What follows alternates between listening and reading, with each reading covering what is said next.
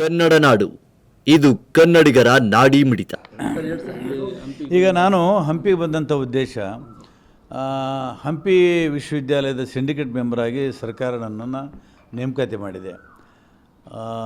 ಇವತ್ತು ಸಭೆ ಇದೆ 11ವರೆಗೆ.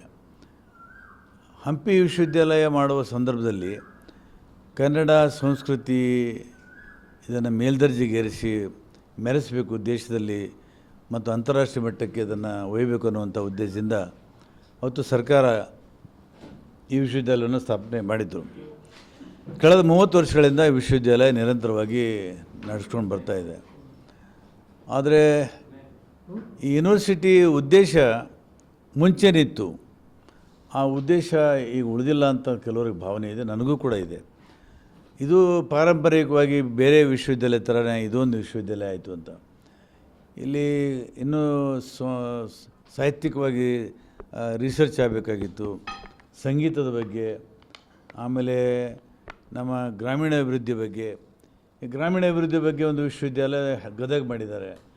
ಈ ವಿಶ್ವವಿದ್ಯಾಲಯದ ಒಂದು ಸೆಂಟರು ದೇವದುರ್ಗದಲ್ಲಿದೆ. ಅದು ಬೇಕಾ ಬೇಡ? ಯಾಕಂದರೆ ಈಗಾಗಲೇ ನಮ್ಮ ಹೈಯರ್ ಎಜುಕೇಷನ್ ಮಿನಿಸ್ಟರ್ ಸುಧಾಕರ್ ಅವರು ಈ ಅಮಾಲ್ಗೇಷನ್ ಆಫ್ ದಿ ಯೂನಿವರ್ಸಿಟೀಸ್ ಬಗ್ಗೆ ಒಂದು ಚಿಂತನೆ ನಡೆದಿದೆ ಸರ್ಕಾರದಲ್ಲಿ. ಈ ಸಂಗೀತ ವಿಶ್ವವಿದ್ಯಾಲಯ ಬೇರೆ ಆಗಿಬಿಡ್ತು. ನನ್ನ ಪ್ರಕಾರ ಸಂಗೀತ ವಿಶ್ವವಿದ್ಯಾಲಯ ಕೂಡ ಇದರಲ್ಲೇ ಇಡಬೇಕಾಗಿತ್ತು. ಆಮೇಲೆ ಕಲೆ, ಸಾಹಿತ್ಯ, ಈ ಥರ ಅನೇಕ ರಿಸರ್ಚ್ಗಳಾಗಬೇಕಾಗಿತ್ತು. ಇಲ್ಲಿ ಭಾಳಷ್ಟು ಜನ ರಿಸರ್ಚ್ ಸ್ಕಾಲರ್ಸ್ ಇಲ್ಲಿ ಬರ್ತಾಯಿದ್ದಾರೆ. ಆದರೆ ಅನುದಾನದ ಕೊರತೆ ಇದೆ ಅಂಥೇಳಿ ನಮ್ಮ ಗಮನಕ್ಕೆ ಬಂದಿದೆ. ಇವತ್ತು ವಿಶ್ವವಿದ್ಯಾಲಯದ ಎಲ್ಲ ವೈಸ್ ಚಾನ್ಸ್ಲರು ಮತ್ತು ಅಧಿಕಾರಿಗಳ ಜೊತೆಗೆ ಸಿಂಡಿಕೇಟ್ ಮಾತಾಡ್ತೀವಿ. ಒಂದು ಡೆಲಿಗೇಷನವನ್ನು ಮೊನ್ನೆ ಮುಖ್ಯಮಂತ್ರಿ ಹತ್ರ ನಾನು ಖಂಡಿತ ಕರ್ಕೊಂಡು ಹೋಗ್ತೀನಿ. ಈ ವಿಶ್ವವಿದ್ಯಾಲಯ ನನ್ನ ಕಲ್ಪನೆಯಲ್ಲಿ ಏನು ಹಿಂದಿನ ಕಾಲದಲ್ಲಿ ನಲಂದ ವಿಶ್ವವಿದ್ಯಾಲಯಕ್ಕೆ ಒಂದು ಒಂದು ಒಂದು ಎತ್ತರ ಬೆಳೆದಿತ್ತಲ್ಲ, ಆ ನಲಂದ ವಿಶ್ವವಿದ್ಯಾಲಯ ಥರ ಈ ಹಂಪಿ ವಿಶ್ವವಿದ್ಯಾಲಯ ಕೂಡ ನಮ್ಮ ದೇಶದಲ್ಲಿ ಮೆರಿಬೇಕು, ಅಂತಾರಾಷ್ಟ್ರೀಯ ಮಟ್ಟದಲ್ಲಿ ಇದನ್ನು ಹೆಸರು ಗಳಿಸಬೇಕು ಅಂತ ನಂದು ಉದ್ದೇಶ ಇದೆ. ಸರ್, ಈಗ ಹಿರಿಯ ಶಾಸಕರು BR ಪಾಟೀಲ್ ಆಗಿರ್ಬೋದು, ರಾಯರೆಡ್ಡಿ ಆಗಿರ್ಬೋದು, ದೇಶಪಾಂಡೆ ಆಗಿರ್ಬೋದು, ನೋ ಏನು ಸರ್, ವಿಶ್ವವಿದ್ಯಾಲಯ ಹೋಗ್ತಾ ಇದ್ದೀನಿ. ನಂದು ಏನು ಬೇಡಿಕೆ ಇಲ್ಲರಿ, ಪೇಪರಲ್ಲಿ ಏನು ಹೇಳಿದ್ದೀನಿ ಅದನ್ನೇ ಅಲ್ಲಿ ಹೋಗಿ ಹೇಳ್ತೀನಿ. ನೀವು ನೋಡಿ, ನೀವು ಈ ಥರ ಸಿಂಡಿಕೇಟ್ ಮಾತ್ರ ಅಂತ ಕೇಳಿ ಸಾರಿ ಶಾಸಕರಿದ್ದಾರೆ. ನೀವು BR ಪಾಟೀಲ್ ಆಗಿರ್ಬೋದು, ದೇಶಪಾಂಡೆ ಆಗಿರ್ಬೋದು, ರಾಯರೆಡ್ಡಿ ಆಗಿರ್ಬೋದು, ಇವರು ಎಲ್ಲ ಅಸಮಾಧಾನ ಮಾಡ್ತಾರೆ. ರಾಯರೆಡ್ಡಿ ಅವರು ಹಿಂದೂ ಸಹ ಸ್ವಾಭಾವಿಕವಾಗಿ ನಾವು ಸಂಸಾರ ಅಂದರೆ ಗಂಡ ಹೆಂಡತಿ ಜಗಳ ಇದ್ದೇ ಇರ್ತದೆ ನೋಡ್ರಿ. ಹಿರಿಯರು ಸರ್, ನೀವು ಸರ್ ಒಂದು ನಿಮಿಷ, ಹಿರಿಯ ಶಾಸಕರು ಹಂಗಲ್ಲ ಸರ್. ಸರ್, ಈಗ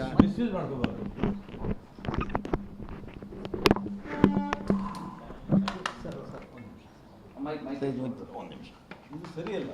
ನೀವು ಯಾವ ಯೂನಿವರ್ಸಿಟಿ ಬಗ್ಗೆ ಸರ್ಕಾರ ಬಗ್ಗೆ ಅಲ್ಲ ಸರ್, ಇದನ್ನ ಏನಾದರೂ ಮಾಡಿ ಬರೀ ಪಾಲಿಟಿಕ್ಸ್ ಬೇಡದ 24 ಗಂಟೆ.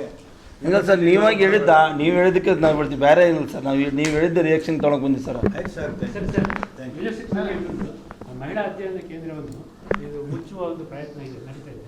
ಅದು ತಾವೇ ಅದಕ್ಕೆ ಒಂದು ಇನ್ನು ಅಧಿಕೃತವಾಗಿ ಏನೇನು ಇಲ್ಲಿ ನಡೀತಾ ಇದೆ ಅಂತ ಗೊತ್ತಿಲ್ಲ.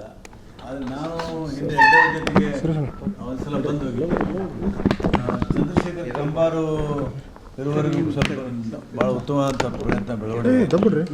ಪಾಪ ಮುಂದೆ VCಗಳಿಗೆ ಅನುದಾನ ಕೊರತೆ ಇರೋ ಕಾರಣಕ್ಕಾಗಿ ಜಾಸ್ತಿ ಅಭಿವೃದ್ಧಿ ಮಾಡೋಕ್ಕಾಗಿಲ್ಲ.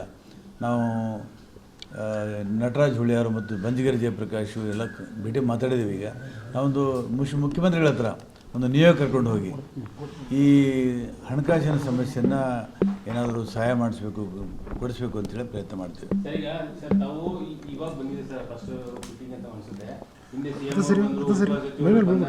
ಬರ್ತಾನೆ ಹೋಗ್ತಾರೆ. ನೀವು ಬಂದು ಬಗೆಹರಿಸ್ರಿ ಅನ್ನೋದು ನಮ್ಗೆ ಡೌಟ್ ಇದೆ. ಈಗ ಸರ್ಕಾರ, ನಿಮ್ಮ ಅನುಮಾನ ಇರಲಿ, ಸರ್ಕಾರ ನನ್ನ ಸಿಂಡಿಕೇಟ್ ಮಾಡಿ ಕಳಿಸೋದಕ್ಕೆ ಏನಾದರೂ ಮಾಡಿ ಪ್ರಯತ್ನ ಪಟ್ಟು ಇದನ್ನು ಅಭಿವೃದ್ಧಿ ಮಾಡಬೇಕು ಅನ್ನೋ ಉದ್ದೇಶದಿಂದ ನಾನು ಕಳಿಸಿದೆ. ಪ್ರಯತ್ನ ಮಾಡಿ ಸರ್. 3 ತಿಂಗಳಿಂದ ಪೇಮೆಂಟ್ ಆಗಿಲ್ಲ. ಬಂದಿದ್ರಲ್ಲ, ಎಂಪ್ಲಾಯೀಸ್ ಬಂದಿದ್ರು. 3 ತಿಂಗಳಲ್ಲ, 11 ತಿಂಗಳಿಂದ ಆಗಿಲ್ಲ. ಹೊರಗೊತ್ತಿಗೆ 11 ತಿಂಗಳಿಂದ ಆಗಿಲ್ಲ. ಪ್ರಯತ್ನಗಳು ಮಾಡ್ತೀವಿ.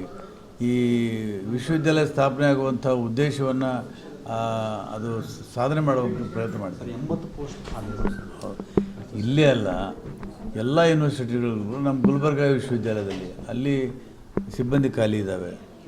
ಸಮಸ್ಯೆಗಳಿದ್ದಾವೆ.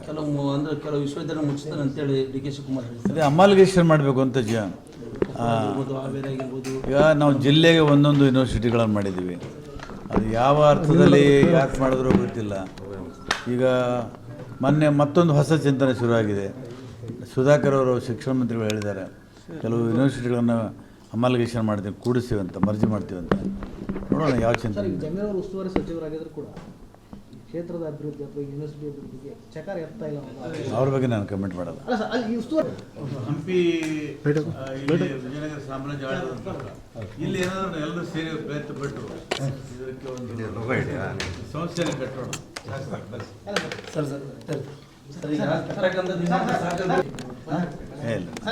ನನಗೆ ಗೊತ್ತಿಲ್ಲ. ಹ್ಞೂ ಸರ್, ರೆಗ್ಯುಲರ್ ಬರ್ತೀರಿ ಸರ್, ಅಲೆಕ್ಟ್ ಮಾಡ್ತೀವಿ. ಹ್ಞೂ ಸರ್, ರೆಗ್ಯುಲರ್ ಬನ್ನಿ ಸರ್. ನೀವಿನ್ನು ಕನ್ನಡ ನಾಡು ವಾಹಿನಿಯನ್ನ ಸಬ್ಸ್ಕ್ರೈಬ್ ಮಾಡಿಕೊಂಡಿಲ್ವಾ? ಹಾಗಾದರೆ ಈಗಲೇ ಸಬ್ಸ್ಕ್ರೈಬ್ ಮಾಡಿ, ಪಕ್ಕದಲ್ಲಿ ಕಾಣುವ ಬೆಲ್ ಐಕನ್ನ ಕ್ಲಿಕ್ ಮಾಡಿ ನೋಟಿಫಿಕೇಶನ್ ಪಡೆಯಿರಿ.